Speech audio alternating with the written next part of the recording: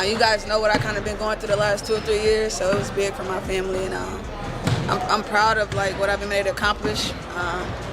But it's humbling. Did you catch what just unfolded in the WNBA? Because what Kelsey Mitchell just revealed felt like far more than a normal response to signing a contract. This wasn't the kind of reaction centered on money, terms, or celebrating a new deal. It sounded deeper than that, almost like she was pulling back the curtain on a much larger story that's been developing in silence for years. And if you listen closely, it may point to a turning point that completely reshaped the course of her career. It makes it challenging, but do you even consider anywhere else?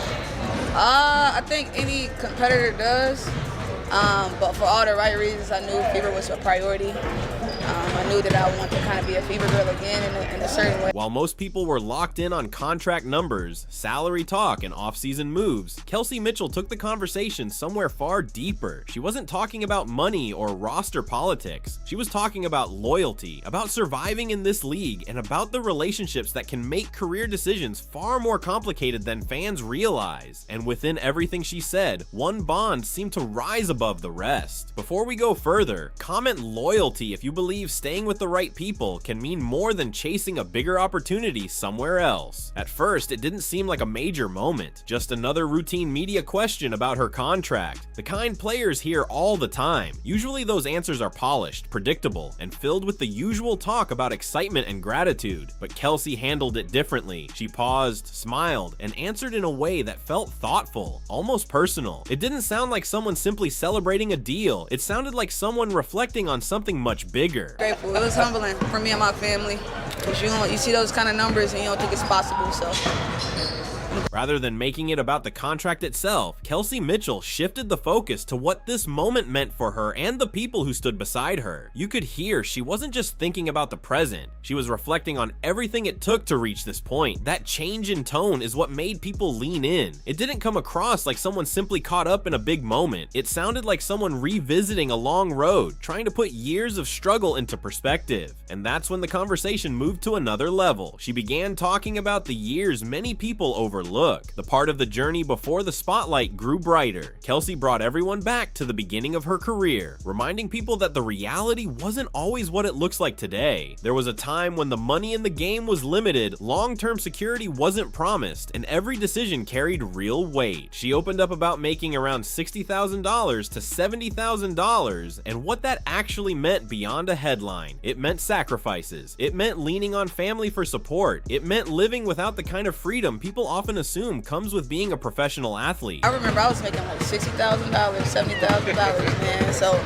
I know what it's like not to really have money, man. I know what it's like to really like stand from with your parents when you first got into the league. I don't know if NBA players had that luxury, you know, to go and just buy their own house. I didn't. I had to go stay with my parents for my first 5 years of my career. The way Kelsey described those years didn't sound bitter or resentful. It felt real, grounded. She wasn't dwelling on hardship or complaining about the past. She was giving people the full picture. And that context made everything she said about the present carry even more weight, because when someone still remembers those early struggles vividly, the choices they make later are rarely driven by money alone. And that's where this story took another turn. Because for Kelsey, this decision wasn't simply about a paycheck. Even after everything she had been through, she had choices. She could have tested the market, explored new teams, or chased a long-term opportunity somewhere else. And she admitted those thoughts crossed her mind, which makes what she ultimately decided even more significant. When she spoke about staying, she didn't treat it like an obvious or automatic move. She made it clear Indiana Fever was a priority, and that word mattered because it showed this wasn't a fallback decision. It was deliberate. It was personal. She chose it. And what made that even more compelling was why she made that choice in the first place. Maybe, CC, and even like Lexi and like Soph and all those guys, it was family vibes, so I couldn't like, you know, I couldn't shake it and let it go. She didn't make it about schemes, numbers, or where she fits on the court. It wasn't about guaranteed roles or basketball strategy. Kelsey made it about the people around her. She spoke about Aaliyah Boston, Lexi Hull, and Sophie Cunningham. But one name kept carrying a deeper weight every time it surfaced: Caitlyn Clark. I'm proud of the stuff that like AB's been able to do and sign for, and CC been able. I think it's dope. I think it's like, I don't know, it's like the future of everything. So you kind of like embrace it, be proud of it. It's pretty cool. She shared that they spoke often, and not in some casual surface level way, but through conversations that clearly played a real part in her decision. In that moment, it became obvious this had grown beyond basketball. Then the story went even deeper. Kelsey made it clear this choice was shaped through ongoing talks with her teammates. These weren't quick check-ins or routine locker room conversations. They sat together and discussed what they wanted this future to look like. And what stood out most was that those talks weren't centered on contract figures or financial details. They revolved around something you rarely see in the headlines: sacrifice.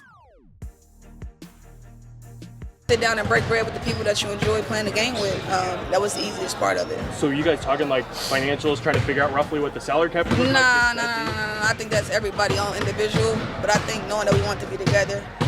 We talked about making sacrifices for each other. We talked about being what we needed to be for each other, but numbers specifically, try to lead that to the higher power. She spoke about conversations centered on what it would take to keep this group together and what each player might have to give up to make that possible. That kind of mindset doesn't come around often in professional sports, where personal careers usually come first. And naturally, that leads to a much bigger question. What creates a culture where players think like that? What builds the kind of trust that makes people willing to sacrifice for something bigger than themselves? You have all that during the contract negotiations? We did. We talked a lot. Me and CC talked a lot. Me and AB talked a lot. In our rival.